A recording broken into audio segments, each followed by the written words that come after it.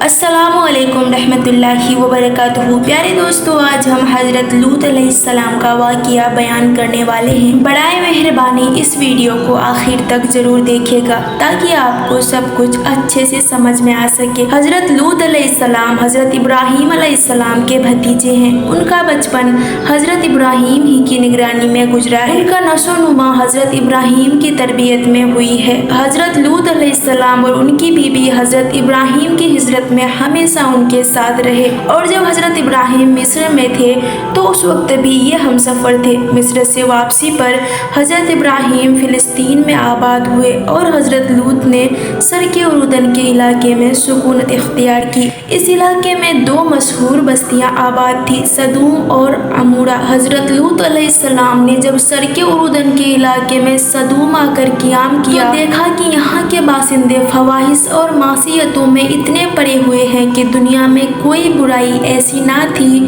جو ان میں موجود نہ ہو۔ دوسرے عیبوں اور فحش کاموں کے علاوہ یہ قوم ایک خبیث عمل میں مبتلا تھی، یعنی اپنی نفسانی خواہشوں کو پورا کرنے کے لیے وہ عورتوں کے بجائے امرد لڑکوں سے تعلق رکھتے تھے۔ دنیا کی قوم میں اس وقت اس عمل کا قطعی رواج نہ تھا۔ یہی بدبخت قوم ہے جس نے ناپاک عمل کی ایجاد کی، اور اس سے بھی زیادہ شرارت و خباثت بے حیائی یہ تھی کہ وہ اپنی بدکاری کو عیب نہیں سمجھتے تھے بلکہ اعلانیہ فن و مباحات کے ساتھ اس کو کرتے رہتے تھے۔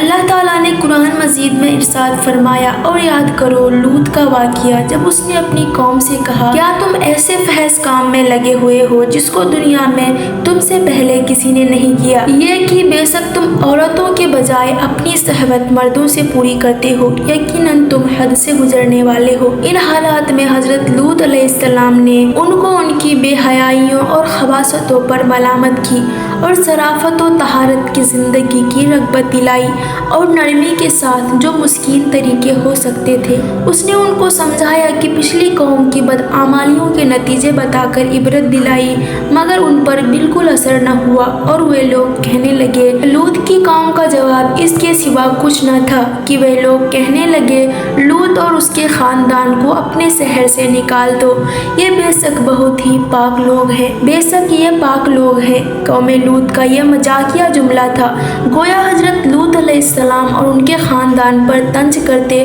اور ان کا ٹٹھا اڑاتے تھے کہ وہ بڑے پاک باز ہیں، ان کا ہماری بستی میں کیا کام، یا مہربان نصیحت کرنے والے کی مہربان نصیحت سے گیجو گجب میں آ کر کہتے کہ اگر ہم ناپاک اور بے حیا ہیں اور وہ بڑے پاک باز ہیں تو ان کا ہماری بستی میں کیا واسطہ، ان کو یہاں سے نکالو۔ حضرت لوط علیہ السلام نے پھر ایک بار بڑی محفل میں ان کو نصیحت کی اور فرمایا، تم کو اتنا بھی احساس نہیں رہا کہ تم یہ سمجھ سکو کہ مردوں کے ساتھ بے حیائی کا تعلق لوٹ مار اور اسی قسم کی بد اخلاقی یا برے اعمال ہیں۔ تم یہ سب کچھ کرتے ہو اور بڑی محفلوں میں مجلسوں میں کرتے ہو، اور شرمندہ ہونے کے بجائے ان کا ذکر اس طرح کرتے ہو کہ گویا یہ کارِ نمایاں ہو جو تم نے انجام دیے ہیں۔ کیا تم وہی نہیں ہو کہ تم مردوں سے بدعمالی کرتے ہو، لوگوں کی راہ مارتے ہو اور اپنی مجلسوں میں اور گھر والوں کے سامنے فحش کام کرتے ہو؟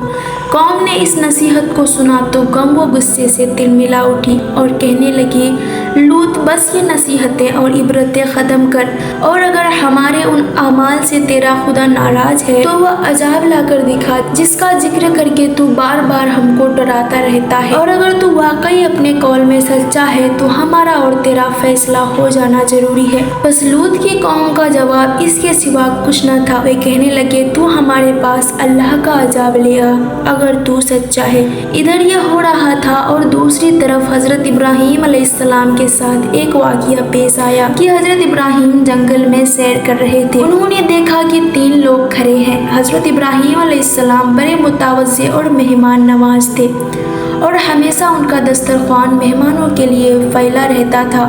اس لیے ان تینوں کو دیکھ کر وہ بہت خوش ہوئے اور ان کو اپنے گھر لے گئے اور بچھڑا ذبح کر کے تکے بنائے اور بھون کر مہمانوں کے سامنے پیش کیے، مگر انہوں نے کھانے سے انکار کیا۔ مگر یہ دیکھ کر حضرت ابراہیم علیہ السلام نے سمجھا کہ یہ کوئی دشمن ہے جو دستور کے مطابق کھانے سے انکار کر رہے ہیں۔ حضرت ابراہیم علیہ السلام کچھ ڈرے اور پھر سوچنے لگے کہ آخر یہ کون ہے۔ مہمانوں نے حضرت ابراہیم علیہ السلام کی بے چینی دیکھی تو اس نے ہنس کر کہا کہ آپ گھبرائے نہیں، ہم اللہ تعالیٰ کے فرشتے ہیں اور قوم لوط کی تباہی کے لیے بھیجے گئے ہیں، اس لیے سدوم جا رہے ہیں۔ جب حضرت ابراہیم علیہ السلام کو اطمینان ہو گیا کہ یہ دشمن نہیں ہے بلکہ اللہ کے فرشتے ہیں تو اب ان کے دل میں رقت اور ہمدردی کا جذبہ اور محبت و شفقت کی فراوانی غالب آئی اور انہوں نے لوط علیہ السلام کی اور سے جھگڑنا شروع کر دیا اور فرمانے لگے، تم اس قوم کو کیسے برباد کرنے جا رہے ہو جس میں لوط علیہ السلام جیسا اللہ کا برگزیدہ نبی موجود ہے اور وہ میرا بھتیجا بھی ہے۔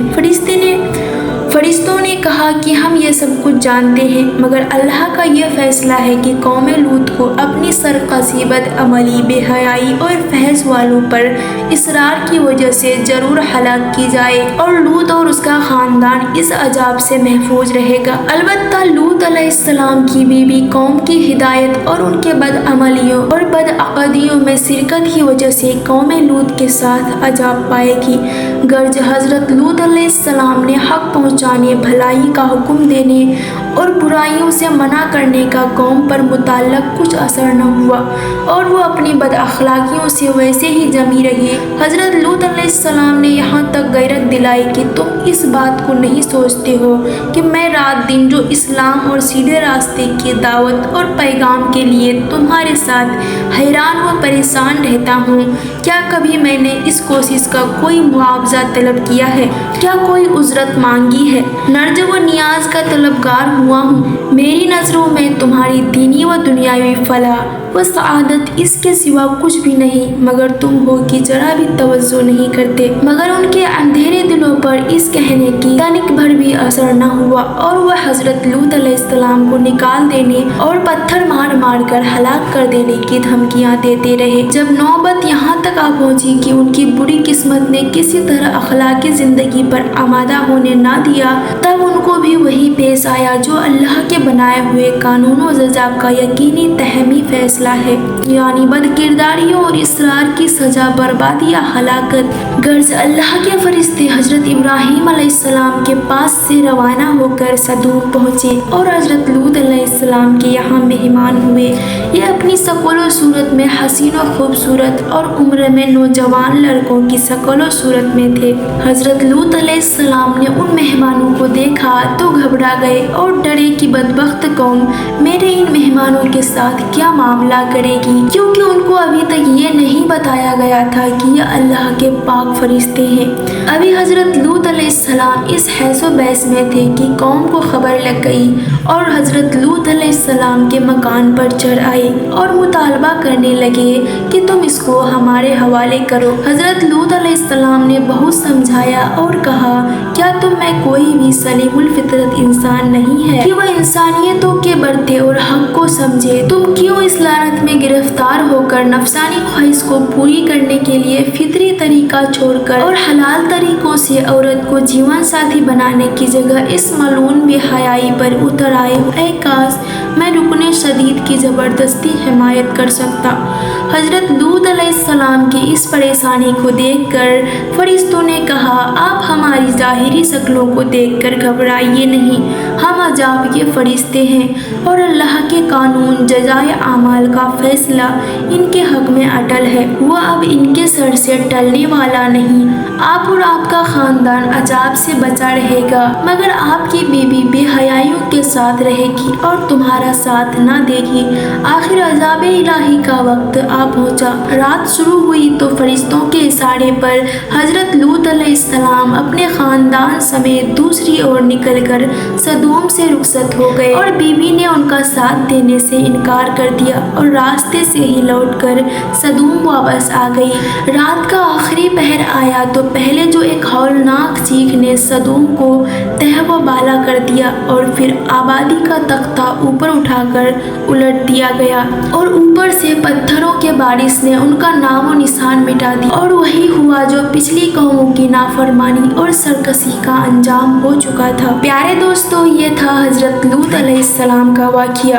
आपको ये वीडियो कैसा लगा कमेंट बॉक्स में अपनी राय का इजहार जरूर करें और इसी तरह के मजीद मालूमाती वीडियोस देखने के लिए मेरे चैनल को सब्सक्राइब जरूर कीजिएगा। This is me Afreen Sultana sign of.